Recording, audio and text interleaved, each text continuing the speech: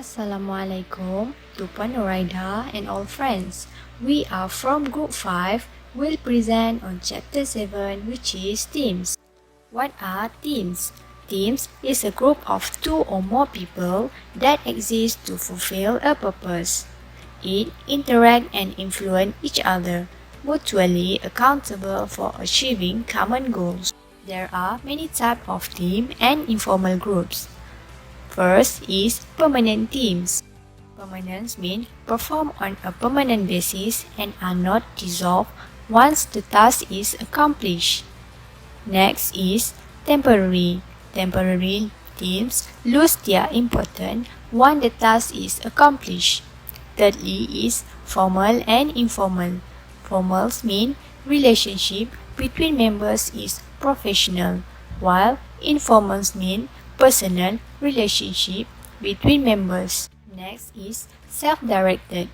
They organize around the work process that complete an entire piece of work requiring several interdependent tasks. Other than that is virtual. Teams whose members operate across space, time, and organizational boundaries. Next is heterogeneous, which is diverse characteristic. Last but not least is homogeneous, which is common characteristic. The definition of informal group is group that exists primarily for the benefit of their members. This group exists to initiate drive to bond, social identity, goal accomplishment, and emotional support. The advantage of the team is make better decision, product, and service. Next is better information sharing and higher employee motivation and engagement. The disadvantage of team is free riding issue, social loafing. Social loafing is the problem occurs when people exert less effort. Next is process losses, cost of developing and maintaining the teams. So, how to minimize the social loafing? First, make individual performance more visible. You can form smaller teams, specialize the tasks, measure individual performance. Second step to minimize social loafing is increase employee motivation, such as increase job increment and select motivated employee. Assalamualaikum. I'm Ramiza. Next is a model of team effectiveness. The definition is benefit the organization, its members, and its own survival, exists to serve some organizational purpose. A team's effectiveness rely on the satisfaction and well-being of its members, its ability to survive. Next is a model team. Model team have four parts, which is organizational and team environment, include reward, communication, organization structure, and leadership and physical space. Next are team design and team process, and also team effectiveness. In the team design, we have a 3-point: task characteristics, team size, team composition. The next one is a level of task interdependent. We got a 3 level, which is low, full interdependence, share a common resources. Second one is sequential interdependent, assemble line, output of one person become the direct input for another person or unit. The third of level task interdependent is recap choral interdependence. It's a high level, which is output is exchanged back and forth among individual, produce the highest degree of interdependence. Next is a 5C of a team competency, which includes first C is cooperating, second C is coordinating, third C is conflict resolving, fourth C is comforting, the fifth is communicating. The team process include the third set of elements in the team effectiveness model, which is team development, team norms, team cohesion, and team trust. Team building. Definition of a team building is formal activity intend to improve the team developments and functioning. It involve forming, storming, norming, performing, adjourning. Team norms can be defined as informal rule and shared expectations that group establish to regulate the behavior of their members, can develop through critical event experience and initial team's experience. To prevent dysfunctional team norm, we have to state the desired norm, prefer value in selecting team members, counter productive norm discussion, reward behavior representing desired norms, and disband team or disband dysfunctional norms. The last one is team cohesion. It's a degree of attraction people towards the team and their motivation to remain members, and related to team members' social identity. It consists of influences, outcomes, and performance. Assalamualaikum, my name is Muhammad Hasif and I'm gonna present to you about trust. What is trust? Trust is defined as a positive expectations one person has toward another person in situations involving risk. There is a three level of trust. Firstly is identification based trust. It is based on common mental models and value. This trust is based on a mutual understanding of each other's intention and appreciation of others' wants and desires. Secondly, the knowledge-based trust, based on the variable predictability that comes from a history of interactions. This is fairly robust. The third one is a calculus-based trust. It is based on fear of reprisal if trust is violated. Fragile and limited potential because dependent on punishment. Self-direct teams. What is self-direct teams? Self-direct teams can be defined as a cross-functional work groups that organize around the work processes, complete an entire piece of work requiring several independent tasks, and that have substantial autonomy over the execution of those tasks. What is the self-direct team's success factors? The factors of the self-direct teams are responsible for the entire work process. This is high degree of interdependence among employees within the team, low interdependence with other teams, sufficient autonomy to organize and coordinate their work. Autonomy is allowed them to respond more quickly and effectively to client and stakeholder demands. Worksite and technology support coordination and communication among team members and increase job enrichment. Virtual teams. What is the virtual teams?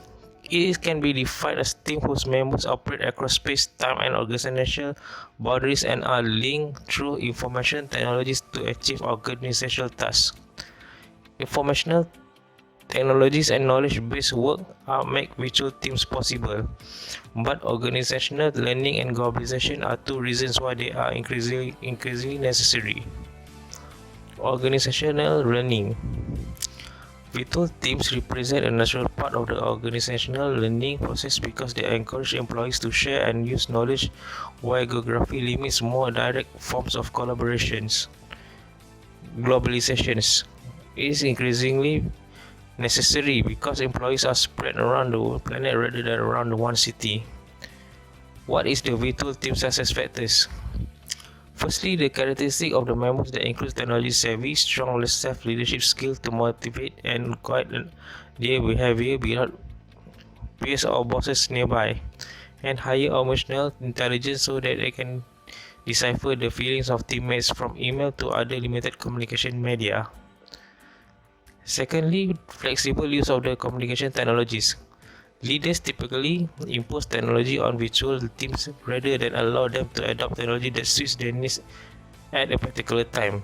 The third one is opportunities to meet face-to-face. Virtual team members should meet face-to-face fairly early in the team development process. This idea may seem contradictory to the entire notions of virtual teams, but so far, no technology has replaced face-to-face interaction for high-level bonding and mutual understanding. My name is Adam Ashraf. Next is a team decision-making constraint. The four most common problems are time constraint, evaluation apprehension, pressure to conform, and group things. First is a time constraint. Teams require extra time to organize, coordinate, and maintain relationship. Team members need time to learn about each other and build rapport. Another time-related constraint found in the most team structure is a production blocking. Team members need to listen in on the conversation to find an opportunity in time to speak up, and this monitoring makes it difficult for them to concentrate on their own idea.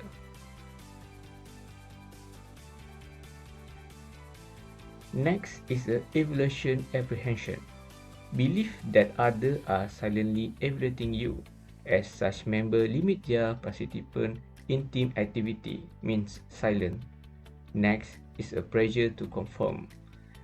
Suppressing opinion that opposes team norms, high aggressiveness, difficult to pointing out new ideas. Next is a group things.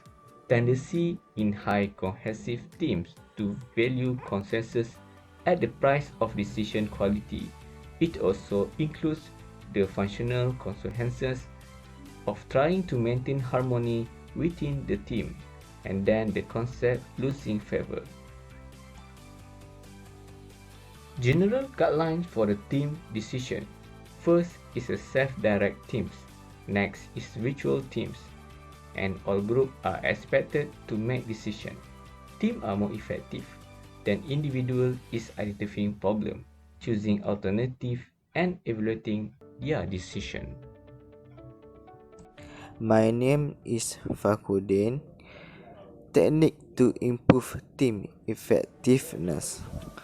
The first one is constructive conflict. Allow conflict that focus on tasks rather than people. Occur when people focus their discussion on the issue while maintaining respectful for others having different point of view. Second one is rule of brainstorming. Speak freely, describe even the craziest idea. Don't critique other or their idea. Provide as many ideas as possible that we can say that quality of idea increase with the quantity of idea. Build on other idea that others have presented. These rules are supposed to encourage divergent thinking while minimizing evaluation, apprehension, and other team dynamic problem. Evaluation brainstorming. We can look at the strength. It is produce more creative idea, less evaluation apprehension when team support a learning orientation. Standardization, acceptance, and team cohesiveness. Sharing positive emotion to encourage creativity. And the weakness, production blocking still exists. Evaluation apprehension exists in many groups. And the third one is electronic brainstorming. Rely on network computer to submit and share creative idea. Strange electronic brainstorming, more creative idea, minimal production blocking, evaluation apprehension, or conformity problems. Limitation ability